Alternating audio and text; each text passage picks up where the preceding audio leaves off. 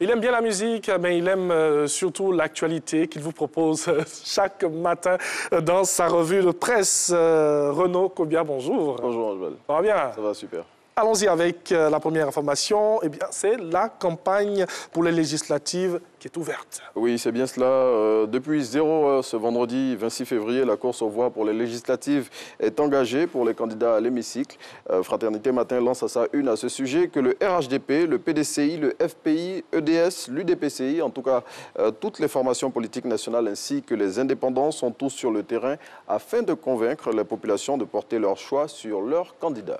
On va rester sur le même sujet, élection législative. Eh bien, le président de la CEI appelle au civisme et surtout à la responsabilité. Oui, Ibrahim Koulibaly Kouibiert, dans un message abondamment relayé dans la presse de ce jour, invite tous les candidats aux législatives à adopter un ton et une attitude pacifique afin que les choses se passent bien pendant la période de la campagne et au cours du vote. Le président de la CEI a dit compter sur le sens élevé du civisme et de la responsabilité de tous les acteurs engagés dans ce scrutin afin qu'il soit le plus paisible possible.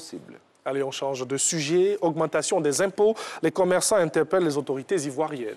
La Fédération nationale des acteurs de commerce de Côte d'Ivoire, FENACSI, demande à l'État de se pencher sur le cas de ses adhérents en raison des menaces qui pèsent sur eux. Selon Soumoro Farikou, son président qui est cité par Soir Info, l'annexe fiscale 2021 comporte des dispositions qui menacent la survie de leurs activités.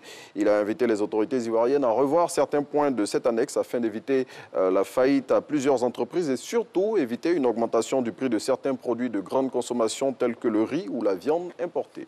Et un mot de santé, car il le faut dans cette revue de presse. C'est aujourd'hui que la Côte d'Ivoire va recevoir ses premières doses de vaccins contre la Covid-19.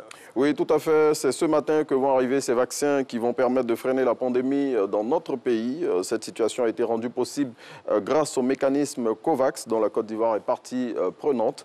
Il faut savoir que le COVAX est un système mondial de groupement des achats pour les vaccins contre la Covid-19 qui garantira aux 190 pays et territoires y participants un accès juste et équitable aux vaccins grâce au cadre d'allocation de ces vaccins élaborés par l'Organisation mondiale de la santé, dont on voit ici à l'image la directrice Afrique, la botswanaise Dr Matshidiso Moeti. Et c'est ce mécanisme qui a permis au Ghana voisin d'accueillir il y a 2 jours 600 000 doses de vaccins contre la Covid-19. On va rester en santé, Renaud, et dire que les consultations externes sont suspendues jusqu'au 8 mars au CHU d'Angré. Oui, c'est ce que révèle l'Inter. Selon le confrère, c'est dans un communiqué dont il a reçu copie que la direction de l'établissement sanitaire qui est situé ici dans la commune de Cocody annonce cette mesure en raison de travaux qui vont se tenir dans cette aile de l'hôpital jusqu'à la date indiquée. À en croire le confrère, les responsables de cet établissement ont pris toutes les dispositions utiles afin que la fermeture momentanée dont ils parlent dans la note qu'ils ont transmise ne pose aucun préjudice aux personnes qu'ils fréquentent. Et un mot de sport aussi, avant de refermer cette revue de presse. Reprise du championnat national de football Ligue 1. Les poules ont été dévoilées hier. Oui, le comité de normalisation de la Fédération ivoirienne de football a révélé hier la composition des 2 poules qui ont été constituées pour la reprise du championnat national de Ligue 1 à partir du 19 mars 2021. Et selon le Patriote, c'est un tirage au sort en présence des responsables de clubs qui a permis d'établir ces 2 poules. Et à en croire le confrère, de belles affiches sont au programme. Et on termine avec Mich. Oui, tout à fait. Le confrère qui fait un constat qui est tellement juste et vrai sous nos tropiques. Ce constat, c'est que dans la plupart des couples, même quand ça ne va plus, on s'accroche à cause des enfants au détriment de notre épanouissement personnel. Et généralement, ce sont les femmes qui en souffrent le plus. Et on le voit ici à l'image. Bien sûr. La dame d'un certain âge qui se plaint de son mari qui, à un âge très, très avancé, continue à découcher.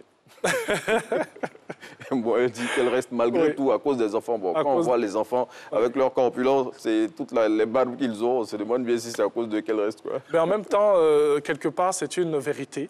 C'est une vérité, c'est une réalité, voilà ce que je voulais même dire. C'est une réalité pour beaucoup de femmes qui restent à cause des enfants, malgré souvent des souffrances infligées à elles. Mais est-ce qu'elles devraient rester? pour subir tout ça? Bon, la question reste posée. La question reste posée. Et puis, bon, les gens continueront à en débattre chez eux. Bien sûr, il faut se pencher, sur bon, moi, quand je vois l'image qu'on a là, avec les deux messieurs qui sont en train de manger, là, si c'est eux les enfants à cause desquels ils restent, bon, franchement... Vous savez, même quand on est grand, on reste toujours des enfants pour nos mamans. Même si. Merci beaucoup à Mr. Renaud Kevin Kobia. À lundi, voilà, on va passer un bon week-end et puis on va se retrouver lundi avec beaucoup de peps et tout. Et puis on aura notre lumière qui sera à côté de nous aussi. On aura notre lumière qui sera à côté de nous. Oui. À qui on passe le bonjour. Bien sûr. Merci beaucoup, Renaud Kevin Kobia. Voilà, il n'aime pas trop ça, mais je fais ça aujourd'hui.